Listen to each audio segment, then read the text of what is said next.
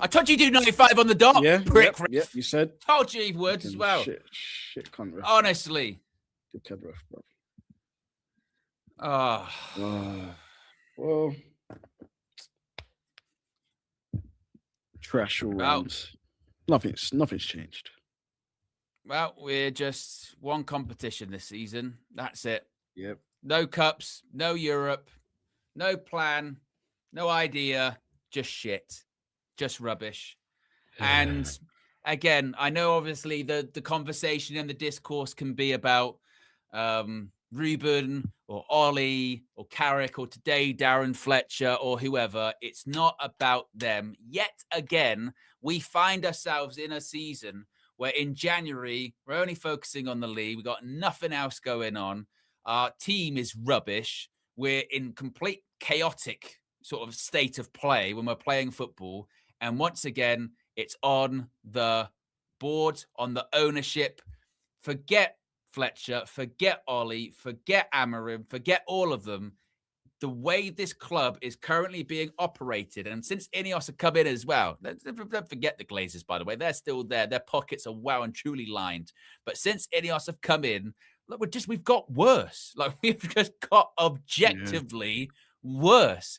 And I don't care who's going to come in, whether it's Ollie, whether it's Carrick, whether it's Rude, whether it's anyone. Where is some accountability of the people that are hiring these people? Where is the accountability on Jason Wilcox? Where is the accountability on Omar Barada? Where is the accountability on all of them? Because under their watch, as Show says there in the chat, fewest games in a season since 1915, 40 games.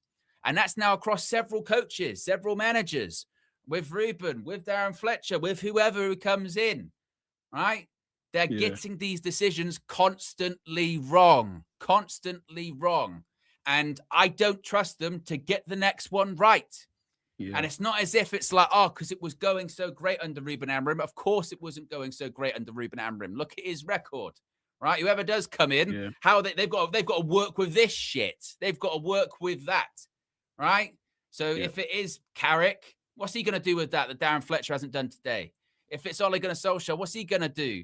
Smiles on faces. Not like Ruben was turning up trees either, right? It's literally INEOS. If people are going to lose their job, like I said, it's got to be the Celtic announcement of so-and-so's the next interim manager and Jason Wilcox is stepping down, right? Because it's not working. And if he thinks he's got all the answers, why doesn't he get in the dugout? Instead of Darren Fletcher, instead of Ollie for the rest of the season, why doesn't he get on the touchline for the rest of the season? Because he knows it. He knows it all, right? It's an absolute mess, DJ. An absolute mess. Oh, man. Honestly, just no words, really. Just shit all round. Tried to rally it too late. Controlled, obviously, the first probably, 15, 20 minutes, and then Brighton settled. And then, obviously, when they score that goal, it's from there, we just was chasing shadows all afternoon to get the second. It's just really poor defending again. I think everything we've seen, we're not surprised by because we've seen it. We've seen it week in, week out. The big players that you need, Bruno, he didn't really have a good game. Ugarte definitely didn't have a good game. Who else? Cunha, obviously, he was hot topic before the game started. When him and Bruno have stinkers together, we really look bad, I think. Yeah, when them two both having stinkers together, we really look bad. Like I defended him. But when you were coming on, it was kicking off about Cunha had the poll in the chat or whatever. And I was hoping, I was going like, look, Cunha, I've defended you today here, creativity, whatever. He was shit. He was rubbish today. Absolutely rubbish. He did himself no favors. And it's true. It's one of those ones like Flex has been saying it recently where you feel numb.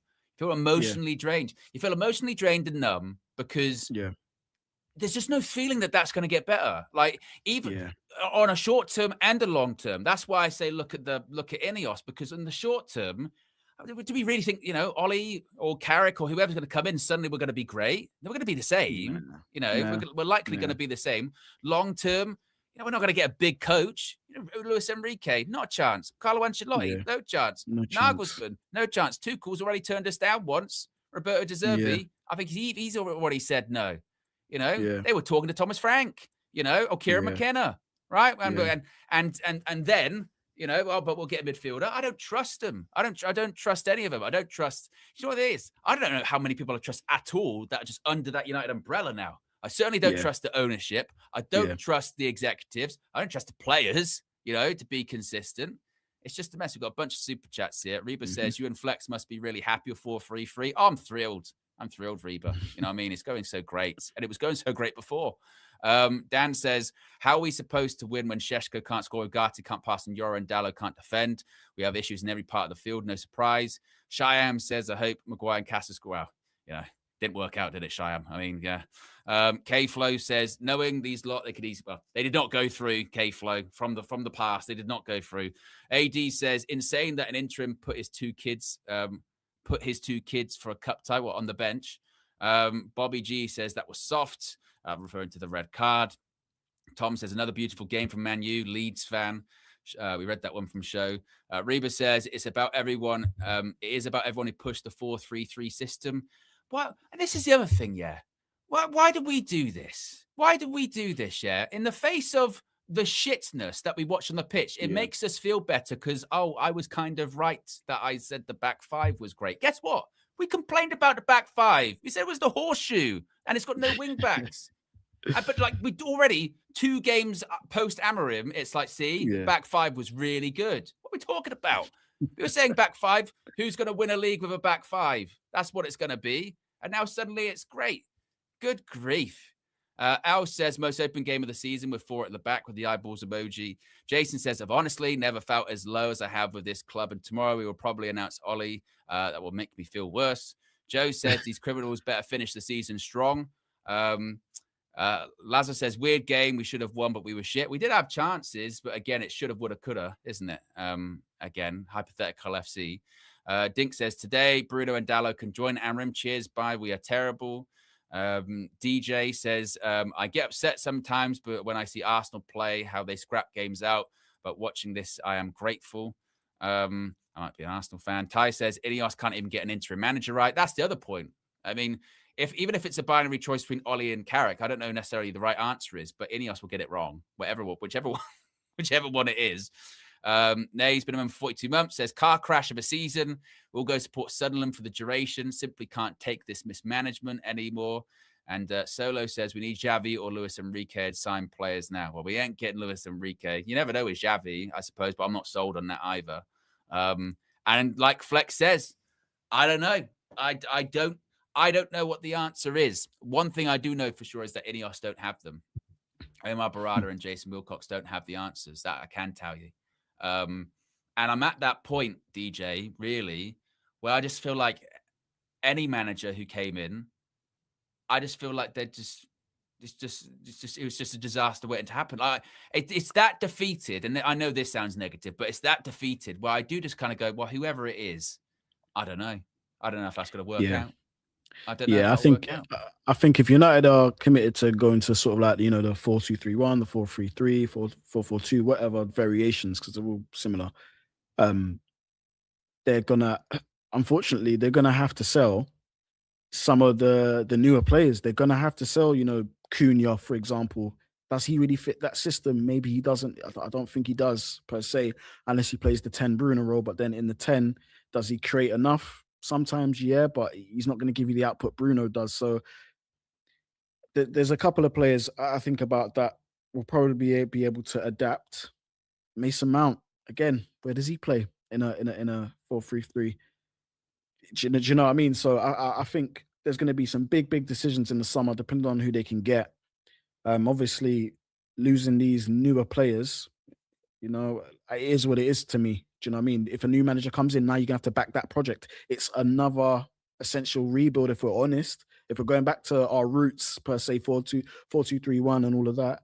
Right now, the players that we have, it's a mixture. It is a mixture. We've got kind of halfway players. You've got Xerxes. He's not going to play 10, is he? He's not going to play striker, is he? So does he, again, fit those formations? Not necessarily. So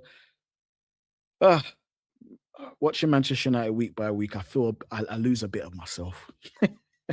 I lose a bit of myself. I honestly lose a bit of myself. And Cunha, yeah, people are saying Cunha was bad. He was. He weren't the only one today. There's quite a lot A lot of them. And yeah, I am a donkey, I guess. This donkey just said get rid of Cunha. Yeah, I would get rid of Cunha. If you can't have players that fit what you're trying to do, then they need to be gone. What are you going to do? Just what? Just keep them at the club? No, they would have to go. You'd have to be ruthless. Oh, you're muted. You know what it is, DJ? This is where it is kind of true when, they say like us as a fan base, we are part of the problem. And it is true, because when stuff like this happens, we'll start fighting with each other. We'll start fighting with each other and start saying, Amorim this, Ollie this or whatever. And really the focus has to be on the people above them making those decisions. They're a symptom, right? But they're not the total problem, are they? They're not. No. But we also can't, again, just rewrite history with what we want it or what we think it to be, which is it wasn't great 3 weeks ago when Amorim was still here. It's not great now. But those people that are making those decisions, bringing these players in, bringing in these coaches, they're not getting it right over and over and over and over again. It's constant. It's the same. And that's why whoever is the interim will likely be the same. Whoever is the next guy will probably be the same, and it's just, and that element of it is just depressing, and it's been like this for a while. It was like this, and for really, apart from Ten Hag's first season, the majority of Ten Hag's reign, right, it felt like this. It's been on the slide. It's getting worse. I know that obviously we compare it to last season, don't we? We compare it to last season with Amorim and go, it was better than last season because it was 15th. But let's face it, like this is kind of in keeping with last season, isn't it? We're nothing. We're nothing. And we're now into that territory where we got to be focusing on the league because that's on a knife edge as well, isn't it? Really? Yeah. If we don't pick up results in the league, soon, we're going to start flying down the table. That's what we're going to do, And here's the thing. Obviously, people are upset because I say get rid of Cunha. Look, these players were bought for a particular system. They were. He was bought for a particular system. He's inside 10. That's what he was bought for. Yeah, because Amorim wanted to play 2 10s behind the striker. But the reality is, if we're gonna go to a 4-2-3-1 or a 4-3-3, where does he fit in that? Because he's not an out-and-out winger or a striker. Answer that question then. Take your emotion out of it and answer that question. The players we bought are system players. Yeah, that's why, Dan Ashworth said, no, buy players that can fit into what the Manchester United way is, and then you can just bring a manager in that can manage that. But they wanted to bring in specific players, and that was where there was that kind of contention, right? So just answer that then. Like, I think Cunha's a decent player, but at the moment, if we're going to go long-term with this 4-2-3-1, get back to playing with a back four, where does he play? Where does he play? People are saying depth. Okay, but where does he play? He's going to play in the 10. You lot already is saying that he can't create. So you got to make your mind up. Pick which one. Pick what you want to do. It's either you get rid or you play him in the 10, and that's it. Addy says, has Cunha really been an upgrade on Garnacho? He's certainly inferior to Rashford, bull hog. I think with Cunha, look, today he was shocking, yeah. I will also say that I've seen Alejandro Garnacho and Rashford deliver that same performance. I think it's much of a muchness. The problem is with this now is that obviously with Garnacho and Rashford, they've got a bigger sample size at United than Cunha does. But he was shocking today. Absolutely shocking today. But I think we can say that without doing the whole Garnacho Rashford stuff, because then we go back into it again. There's enough things to argue about. Goat says, here we go. Wanted Amorim out. Thanks for this. Actually building for something, and it's ruined now. This donkey just said, get rid of Cunha, laugh my ass off. First of all, Goat, what I would say, first of all, I would say, Goat, is appreciate the contribution as always, but let's keep it respectful here. And I know Mods are doing their best in the chat to keep it respectful. Second of all, this is what's laughable about the whole, you wanted Ruben Amorim out, thanks for this. First of all, when was it amazing under Ruben Amorim? It wasn't. Second of all, Ruben Amorim left. Once again, Ruben Amorim left, not because of results, because Jason Wilcox got in his ear. Not fans. Not fans getting in the ear of Ruben Amorim, because Jason Wilcox did. Because guess what? Jason Wilcox thinks that he is the manager. As he says, I'm a coach deep down inside. So again, forget about Amorim, forget about Fletcher, forget about the point scoring and this, that, and the other. Focus on actually, because the longer we argue amongst ourselves, the more then those people in INEOS, they sit there and laugh at us. Laugh. Look at those guys going back and forth at each other about Amorim or about back four or about this and that and the other. It's not about that. It's not. It's constantly. But you know, we'd rather say that we were right about weird things, even though I don't even know what you're right about. SK1 says, weird performance today. I don't even know where to start, end. So many things to blame, especially the higher ups. I agree. Will says, whoever comes in, insist on playing Dallo. They'll be gone before the end of the year. I would rather a youth player than seeing Dallo play again. Goat says, last season, Amorim was implementing his system with one transfer. Of course, his win rate is... Come on, Goat Smoker. I mean, I thought revisionism on this season was crazy, but are we really trying to suggest that Amorim actually was hard done by last season? Come on, what are we talking about here? You know? Well, of course his win rate was low because he didn't win hardly any games because it wasn't good. Al says, Owen too scared to tell DJ he's wrong about Cunha. I was defending Cunha early on in the game, so even before the game started. And I still say there's time to go for Cunha. Wait till the end of the season for him. RK says, all the big fan channels going to unite against the board or just going to keep talking behind a screen like every time. Unless everyone comes together, INEOS always wins. Haaland, Foden, Cherky, Semenyo next. First of all, RK, I would love, right, to be united as a fan base. Have you seen the chat at the moment? Try and unite that, let alone fucking fan channels, right? It's impossible. It's impossible to be united, right? We are only We're united. not even united in this community right now. We're not even united right now. No.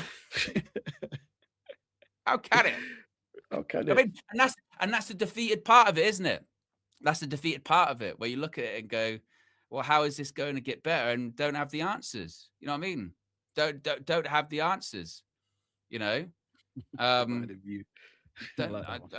don't know. It's just it's crazy. It's crazy. It is kind of wild, isn't it? At a time which everyone's at each other's throats, and then it's literally there's why can't we be united? Because we're not. You know what I mean? We're not. Yeah, I think Aaron Mitchell says it well there. 2 billion spent, nothing to show for it. Yeah, nothing to show for it, and I think it just feels flat right now. And from out of the depths, Fletcher's got to prepare these guys for there's some big games coming up, crucial games in what we're trying to achieve. So he has to try and get these players up for it. We're getting players back now, which is the one positive. But yeah, I think for as open as we were today, defensively, that doesn't give me any confidence against some of the best teams in the league. No, well, not even, that doesn't even matter, actually. Against most teams in the league, we conceded. So, you know, we've just seen what City just done. It could be a bad game. But I think we have to step up. We have to step up. Mike Dub TV says, "Oh, and be serious. I'm not saying Ruben should still be here, but he got 2 outfield players above the age of 23 out of his 5 total transfers. I understand your view, but you refuse to be objective." But this is, again, first of all, Mike Dub, with that, it's incredibly pigeonholed thing, right? He got a brand new attack, right? A brand new attack, which, by the way, his striker that was brought in has now scored more goals without him than with him. Which is kind of mad, isn't it? Right? He's got 3 goals. Is that as many goals as with him was without him? He's got 3 goals in 2 games, Benjamin Šeško. Money was spent on a brand new attack, got a new goalkeeper. Part of the reason for him leaving, absolutely, was he wanted more players. No doubt about that. And that's being objective. But I can't wrap my head around why we do this every time. Of the vast majority of the last 12 months has been, look, it's not going well. You know what I mean? It's not going well. It's not doing well, blah, blah, blah. And then the manager goes in the manner of which he went as well, which wasn't based on results. And now it's like, well, he was actually doing really well. Like, I just cannot wrap my head around that. I just cannot do it. You know, I can't. And I was even saying prior to him getting sacked that I thought he shouldn't get sacked to the end of the season. By the way, I actually said because there would be no plan from INEOS, and there isn't any plan from INEOS. And again, they didn't sack him because of results. They sacked him because Jason Wilcox thought he was the manager. But that doesn't. The history of that doesn't matter. It's just I don't get it. Miles says INEOS have turned United into OGC Nice Dam. Lazar says, people are defending Amorim because of a loss. Proves he isn't a winner. He's been here for 14 months, but is better than 2-game Fletcher, apparently. Exactly, Lazar. I just don't. We lost today, but that also doesn't make it that Ruben Amorim was doing really well. Like, it's the same path as the Ollie stuff, really, of it's bad now. I'm going to think of a time when it was allegedly better. Ollie, let's go back to that. And it's like, what? WJ Barrett says, Amorim dead, Fletcher dead, Cass had to start, Mainu dead, Dallo dead, Bruno dead, no need for cash out. We played okay-ish, let's move on, or let's move. Big up to Owen and DJ. Supak says, Dallo is criminal of the day, maybe the year. He was shocking. Absolutely awful. He was. Goat Smoker says, I'm annoyed because we were building a team with Amorim and a midfield signing in that team would have made his system a lot more solid defensively. Well, he would have got that in the summer, to be fair, Goat Smoker. I think that was all the intention. Yeah, he was going to definitely get that in the summer. He was going to get midfielder in the summer. He, again, left because Jason Wilcox basically said that he was in charge and he was the coach, and he was the manager. He's a coach inside. And then told Ruben, and also, I'm kind of basically the coach and we're probably not going to be bringing anyone in January. That's why he left, But again, we'll just sort of what we'll do is defend the record, and the record was the worst ever. And by the way, like in the last game with Burnley, again, this point scoring and all this stuff that was going on of like, this was way better than Ruben, or actually this was Ruben was doing better. It's the same. It's the same. The Burnley game was the same as Amorim, which was against a newly promoted side. We draw. And it's much of a muchness. We should have done better, but we didn't. And today's the same as well. Of at home against a half-decent team, we lose. We should have done better, but we didn't. Darren Fletcher's not going to make that much of a difference in a couple of games, is he? He's not. Well, Owen, if you think about it, I think one of the things that INEOS had said to Amorim was that to get the players needed for his system would be expensive, right? Or something like that. Would cost too much money or something like that. I remember there was a quote around that. But the thing is, if you're going to get a new manager in the summer, a big game manager, you're not going to now, back him now? No one, anyone that comes into this job is going to demand that money be spent. So not maybe overhaul the squad, but key areas.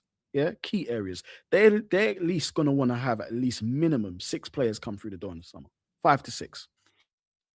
I'm going to be honest. It's going to cost money. I'll tell you what, Rev, I'm not having it. I am not having it, yeah? Don't even try to gaslight me and saying you need to be held accountable and say that, Amorim was a project and you shit on him for content. You know why I shit on Ruben Amorim? Because he didn't win, just like we're not winning now. And it's madness that, again, your focus is actually Ruben. He was really hard done by, and Ruben was doing really, really great. Not at all. Again, you're focusing on the wrong things. If you think that this is the time to be doing, Ruben Amorim was actually this genius, all right? He spoke a good game. He didn't deliver. And guess what the problem is? Whoever the next person is, they won't be able to deliver as well because of those up there. INEOS, the Glazers. But this is what we do every time. We get so bogged down in, I was right, back 4, back 5. Actually, he didn't get his players in. He didn't do this. He didn't do that. He didn't do this. He didn't do that. If you can't see that these are the people we should be holding accountable, forget Ruben Amorim. He's gone. He's gone. It's over. Forget Ole Gunnar Solskjaer. We shouldn't be going back to that. Again, it took us 2 games. I genuinely thought it would take longer than that. 2 games, right? And now Grimsby didn't happen. Now Wolves didn't happen, right? What the fuck? What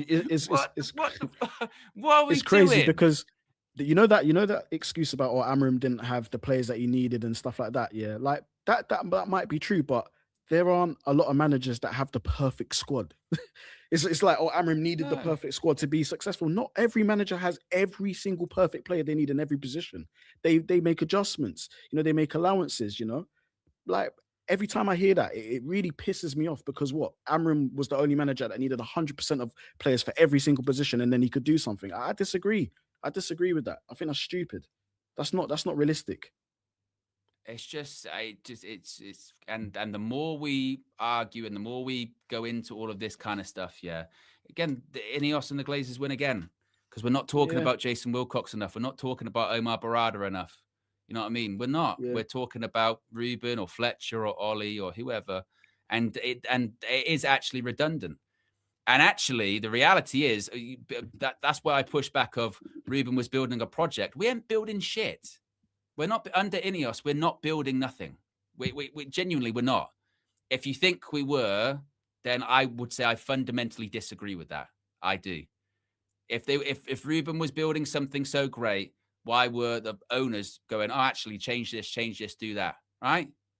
Because they're clueless. They're clueless. They don't know what they're doing. They don't. And now what they're doing is they see the writing on the wall, pick an ex-player. It's like they're playing fucking Tekken or something like that. Pick a fighter, pick an ex-United player, and just put it in front of everyone so he won't have a go at those, right? Because, and I tell you what, that's what we've also got to do, is if it is Ollie or if it is Carrick, and I'll try and do this myself, of if it stays as is, which is the likelihood it will, right? Because we've seen these players, we've seen the different formations, right? If it stays as is and it stays shit, what we can't do is go like, right, Ollie, you're shit, or Carrick, you're shit. You've got to kind of put that by the by. I don't think them going for Ollie or Carrick is the right thing anyway, but who knows what the right decision is at this point. I don't have the answers to that. But it should be every time we lose now, just going, INEOS on you. Jason Wilcox, leave. Omar Barada, leave. I don't give a shit. Who's in charge today? Ollie, whatever. It's not about him. INEOS, leave. That's what it should be. And Glazers, you should leave as well. It's just shocking. Shit street right now. And that's my worry. And that's my worry is at the moment it's bad. So let's say whoever this interim comes in and they do pick up a couple of results, because it's the floor is, we're on the floor, we'll lap it up and we'll like it and we'll go, oh, look at that, good times are back, and it's like, they might be, even if they were, that's a very big plaster. You know what I mean? That's going to be going over some very big wounds. And even that's got people upset this week of, you're scared United are going to do well. I mean, I don't know how it's possible with some of these players to do well, but you never know. You never know. And then it might be just because anything feels better than this, doesn't it? Yeah. We'd much rather, would we be arguing this much if we had gone through today? The answer is not, isn't it? Right? We can get angry and upset and call each other names. But if we go through, we're not talking about that. We're like, oh, maybe good times are back, baby. Oh, blah, blah, blah. But, the reality is it's just shit. Isn't it? INEOS have just fucked it for themselves anyway, because to use that Amorim squad would have cost too much money to do what he kind of wanted or whatnot. You're gonna have to spend money fixing all of this shit anyway. The money's gonna be spent regardless. So there's no winners. We as fans, we don't win. There's no winners in this but them. There's no winners in this but them if they keep their jobs. INEOS have been an absolute, they said the best in class. Do you remember all of that? Remember that PR run they went on? The best in class and that. And look what the best in class has done for us. It's insane. It's insane. Yeah, it's insane. Goat Smoker says, I'm annoyed because we were building a team with Amorim and a midfield signing. That team would have made it a lot more solid defensively. Did I read that one? AJ says, Amorim won 24 out of 63 games. You're remembering it wrong, AJ. We were doing really well. Jason says, honestly, these Amorim bumlickers just need to get over it. He's gone. I'm not even going to call him, say that or anything like that.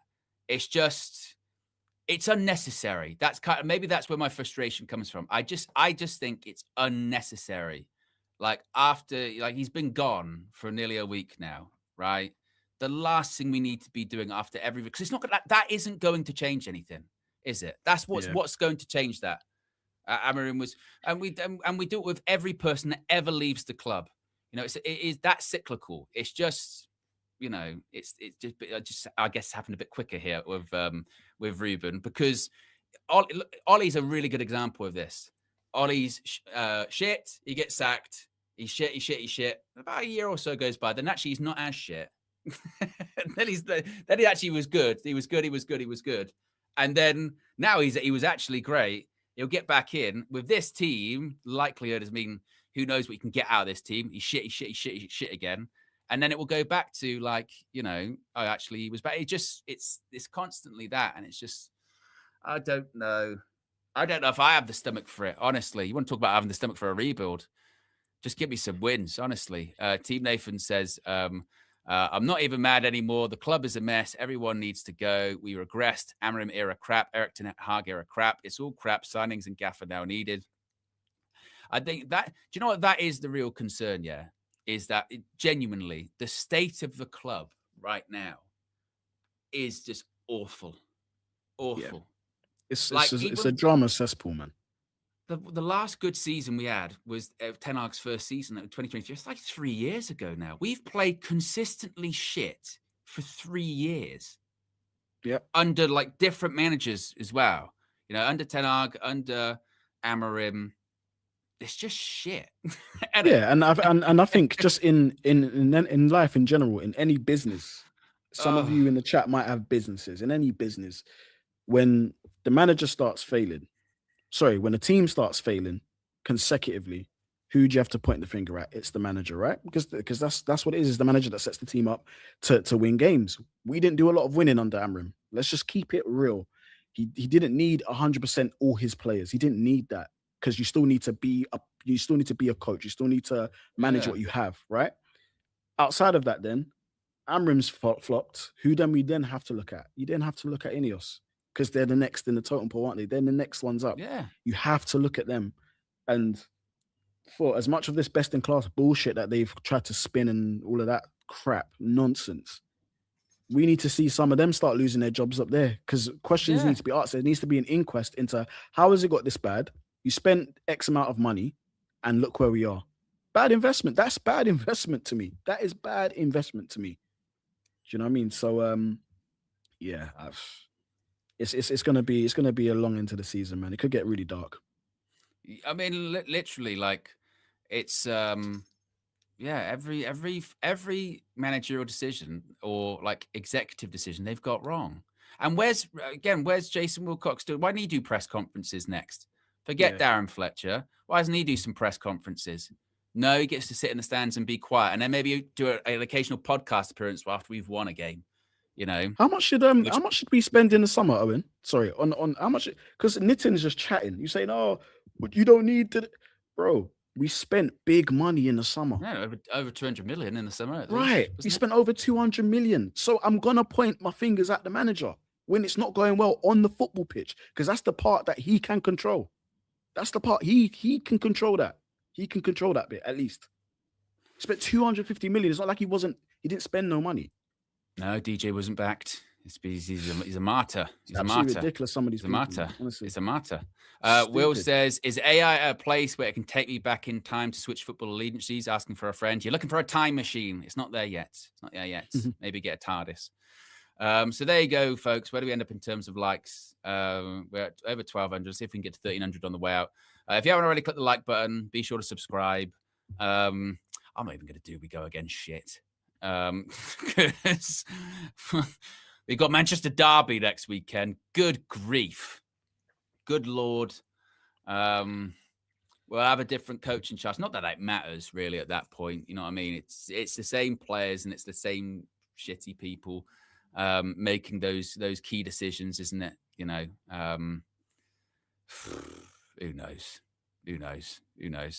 Anyway, guys, we'll be back next weekend. We all will, for the punishment and the emotional roller coaster over again. We have some kind of weird fetish for it, apparently. There'll be every week. There'll be fan views with Flex outside Old Trafford, player ratings, I'm sure Bradley, etc. We'll have their views, and we'll be back next Saturday. It's the 12:30 kickoff next Saturday, so it will be an early start. I'll be live at 10:30. Anyway, guys, we'll be back tomorrow morning as well with the morning view. We're out of here.